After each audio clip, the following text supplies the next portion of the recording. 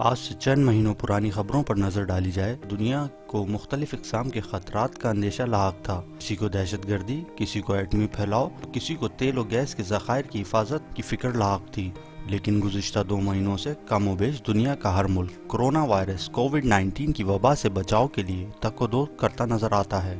آج تقریباً دنیا کے 98% ممالک میں کرونا وائرس کے خطرے کی وجہ سے مکمل لاک ڈاؤن یا جزوی کرفیو جیسے حالات ہیں۔ دنیا کے تمام ترقی یافتہ اور ترقی پذیر ممالک کی حکومتوں نے جو چند مہینے قبل تک دنیا کو گلوبل ولیج بنانے کے لیے کمر بستہ تھی، آج سوشل ڈسٹینسنگ پر زور دیتی نظر آ رہی ہیں۔ کیا سوشل ڈسٹینسنگ سے اس وبا کا خاتمہ ممکن ہے؟ کیا دنیا میں ماضی کے کسی وائرس کے مکمل خاتمے کی مثال ملتی ہے؟ کیا پاکستان اس مسئلے پر لاک ڈاؤن سے مکمل قابو پا سکتا ہے؟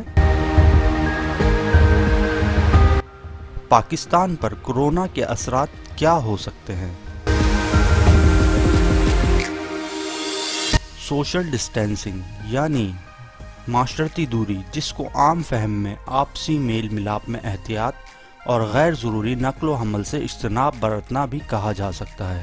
گو کہ اس طرح سے کووڈ-19 جو کہ ایک انسان سے دوسرے انسان میں سانس لینے کے ذریعے زیادہ تیزی سے پھیلتا ہے، اس کو سوشل ڈسٹینسنگ کے ذریعے محدود کیا جا سکتا ہے اور اس کے پھیلنے کی رفتار کو حد درجہ کم کیا جا سکتا ہے، جس کے لیے بیشتر ممالک لاک ڈاؤن کا طریقہ استعمال کر رہے ہیں۔ لیکن WHO ورلڈ ہیلتھ آرگنائزیشن کے مطابق کہ اقوام متحدہ کا ایک ذیلی ادارہ ہے، لاک ڈاؤن اس وبا کا مکمل علاج نہیں ہے اور صرف کسی قابل اثر ویکسین کے ذریعے ہی اس وبا کو کنٹرول کیا جا سکتا ہے۔ کسی بھی وائرس کی دنیا میں موجودگی کے بعد اس کا مکمل خاتمہ کرنا تقریباً ایسا ہی ہے جیسے ایک جن کو بوتل میں واپس بند کرنا، جو کہ کسی بھی لمحے بوتل کا ڈھکن دانستہ یا نادانستہ کھلنے پر واپس باہر آ سکتا ہے۔ اور اس کی ایک زندہ مثال پولیو وائرس ہے، جس کی ویکسین ہونے کے باوجود پاکستان اس کے مکمل خاتمے کے لیے تک و دو کرتا نظر آتا ہے۔ اس لیے حکومت کو لاک ڈاؤن کے ساتھ ساتھ یومیہ بنیادوں پر کورونا ٹیسٹ کرنے کی صلاحیت میں اضافہ کرنا ضروری ہے، تاکہ اس وبا کے پھیلاؤ پر کڑی نظر رکھی جا سکے اور معاشرے سے خوف کے عنصر پر قابو پایا جا سکے۔ پاکستان کی حکومت اس وقت مکمل لاک ڈاؤن کی کوشش کرتی نظر آتی ہے۔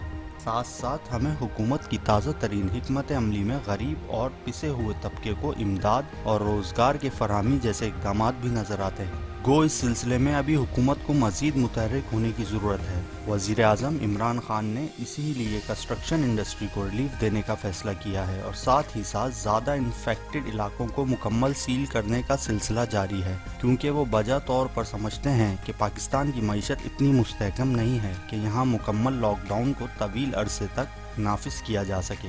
ابھی تک کی حکومتی کاوشوں سے کورونا کا پھیلاؤ رک تو نہیں سکا ہے، لیکن یہ بھی حقیقت ہے کہ پاکستان میں کورونا کیسز بڑھنے کی رفتار دنیا کے کئی ترقی یافتہ ممالک کے مقابلے میں کافی کم ہے۔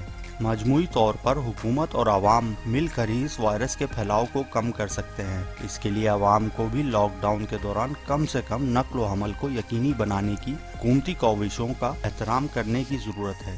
اپریل کے دوسرے ہفتے تک پاکستان میں کووڈ-19 کے کنفرم کیسز کی تعداد 5000 کے ہندسوں کو کراس کر چکی ہے، جبکہ اب تک اس وائرس سے ہلاکتوں کی تعداد 100 کے ہندسے کو کراس کر چکی ہے۔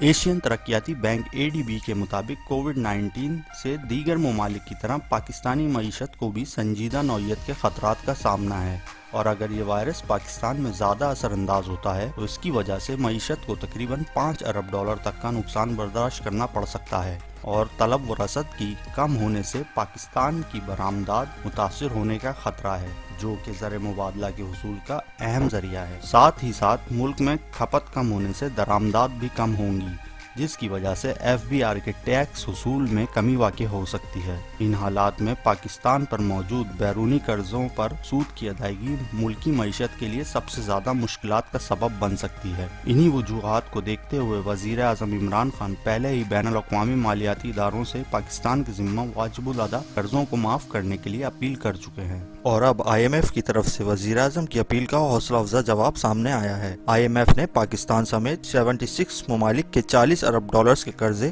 منجمد کرنے پر رضامندی کا اظہار کیا ہے۔ عالمی مالیاتی ادارے کا کہنا ہے کہ G20 ممالک یہ قرضے 1 سال کے لیے منجمد کرنے پر رضامند ہو گئے ہیں اور پاکستان سمیت 76 ممالک اس سہولت کا فائدہ اٹھا سکتے ہیں۔ آئی ایم ایف کے مطابق 40 ارب ڈالرز میں سے 20 ارب ڈالرز سعودی عرب منجمد کرے گا، جس سے متاثرہ ممالک کو صحت و معاشی مسائل میں مدد ملے گی۔